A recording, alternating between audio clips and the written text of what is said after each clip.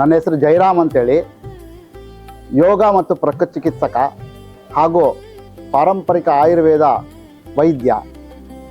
ಪ್ರಸ್ತುತ ಪಂಚಗವ್ಯ ವೈದ್ಯ ಚಿಕಿತ್ಸೆಯನ್ನು ಮಾಡ್ತಾ ಇದ್ದೇನೆ. ಜೊತೆಗೆ ಬೋನ್ ಸೆಟ್ಟಿಂಗ್ ಅಂತ ಏನು ಹೇಳ್ತೇವೆ ಅದನ್ನು ಮಾಡ್ತೇನೆ. ನನ್ನ ಕಾರ್ಯಕ್ಷೇತ್ರ ಬಂದು ಮೈಸೂರು.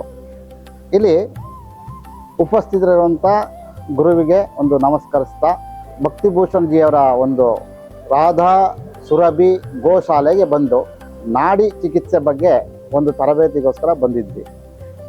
ಈ ನಾಡಿ ಚಿಕಿತ್ಸೆ ಅಂತಂದರೆ ನಮ್ಮ ಪುರಾತನವಾದ ಒಂದು ಚಿಕಿತ್ಸಾ ಪದ್ಧತಿ ಇದು.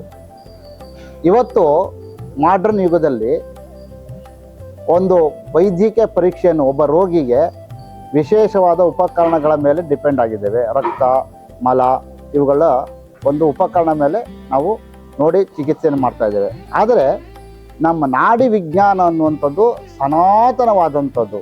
ನಮ್ಮ ಈ ಋಷಿ ಪರಂಪರೆ ಏನು, ನಮ್ಮ ಚರಕ ಮಹರ್ಷಿಗಳು, ವಾಗ್ಭಟ ಮಹರ್ಷಿಗಳು, ಈ ಥರ ಬೇರೆ ಬೇರೆ ಆಯುರ್ವೇದ ಋಷಿಗಳು ಮೂಲ ಪ್ರಣೀತವಾದಂಥದ್ದು ಈ ನಾಡಿ ಚಿಕಿತ್ಸೆಯಾಗಿದ್ದು, ಈ ನಾಡಿ ಚಿಕಿತ್ಸೆಯಿಂದ ಹೇಗೆ ಒಬ್ಬ ರೋಗಿಗೆ ಅವನ ವ್ಯಾಧಿಯನ್ನು ಕಂಡುಹಿಡಿಯೋದು, ವ್ಯಾಧಿ ಸ್ವರೂಪ ಎಷ್ಟಿದೆ, ಹೇಗಿದೆ, ಅದಕ್ಕೆ ಏನು ಔಷಧಿ ಕೊಡಬೇಕು ಅಂತೇಳಿ ನಾಡಿಯ ಮೇಲೆ ನಾವು ಕಂಡುಹಿಡಿದು ಚಿಕಿತ್ಸೆಯನ್ನು ಮಾಡುವಂಥದ್ದು. ಈ ಒಂದು ಇದಕ್ಕೆ ನಾವು ಇಲ್ಲಿ ಬಂದಿದ್ದು. ಹಾಗಾಗಿ ಈ ಚಿಕಿತ್ಸೆ ತುಂಬ ಅದ್ಭುತವಾಗಿ ನಮಗೆ ಸ್ಥೂಲ ಮತ್ತು ಸೂಕ್ಷ್ಮವಾಗಿ ಗುರುಗಳು ಭಕ್ತಿಭೂಷಣ್ ಜಿಯವರು ನಮಗೆ ಹೇಳ್ಕೊಟ್ಟಿದ್ದಾರೆ. ಅವ್ರಿಗೆ ನಾವು ಅನಂತ ಧನ್ಯವಾದವನ್ನು ಅರ್ಪಿಸ್ತೇವೆ.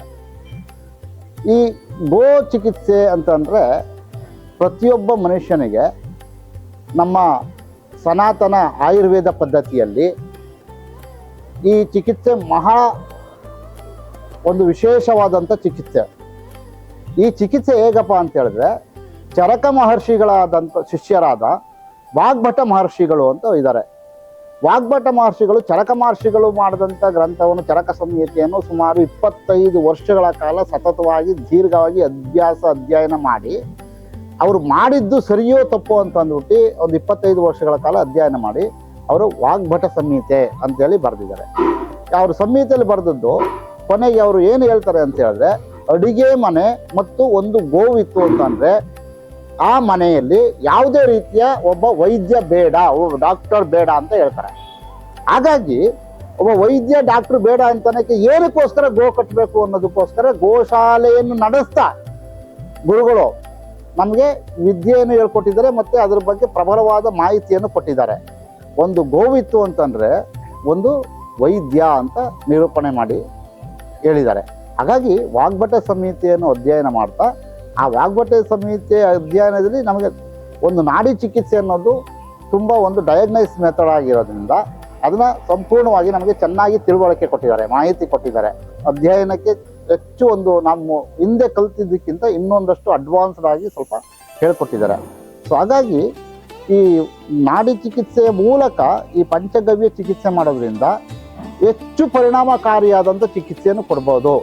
ಉದಾಹರಣೆಗೆ ಇವತ್ತು ಪ್ರಚಲಿತದಲ್ಲಿರುವಂಥದ್ದು ಕ್ಯಾನ್ಸರ್, ದೊಡ್ಡ ಕಾಯಿಲೆ ಇವತ್ತು.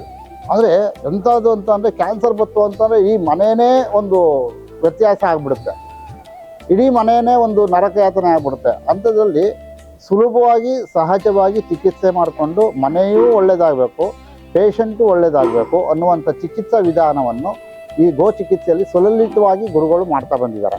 ಸೊ ಅದಕ್ಕೋಸ್ಕರ ನಾವು ಇಲ್ಲಿ ನೋಡಿ ಅದನ್ನೆಲ್ಲ ವ್ಯವಸ್ಥೆ ಇದೆಲ್ಲ ನೋಡಿ ನಮಗೆ ಸಂತೋಷವಾಗಿದೆ. ಈ ಥರ ಮಾರಣಾಂತಿಕ ಕಾಯಿಲೆಗಳಾದಂಥ HIV ಅಥವಾ ಇತರೆ ಬೇರೆ ಚಿಕಿತ್ಸೆಗಳು, ಮಾನಸಿಕ ಚಿಕಿತ್ಸೆಗಳು, ಇಂಥದ್ದೆಲ್ಲ ತುಂಬ ಚೆನ್ನಾಗಿ ಇಲ್ಲಿ ಚಿಕಿತ್ಸೆ ಮಾಡ್ತಾ ಇದ್ದಾರೆ. ಮತ್ತು ಈ ಚಿಕಿತ್ಸೆ ಮಾಡ್ತಾ ಇಲ್ಲಿ ಸುತ್ತಿನ ಪರಿಸರದ ಜನಕ್ಕೂ ಒಂದು ಒಳ್ಳೆಯದಾಗ್ತಾ ಇದೆ. ಹಾಗೆ ಇದನ್ನೆಲ್ಲ ನಾವು ಮಾಹಿತಿ ನೋಡಿ ನಮ್ಗೆ ತುಂಬ ಸಂತೋಷವಾಗಿದೆ.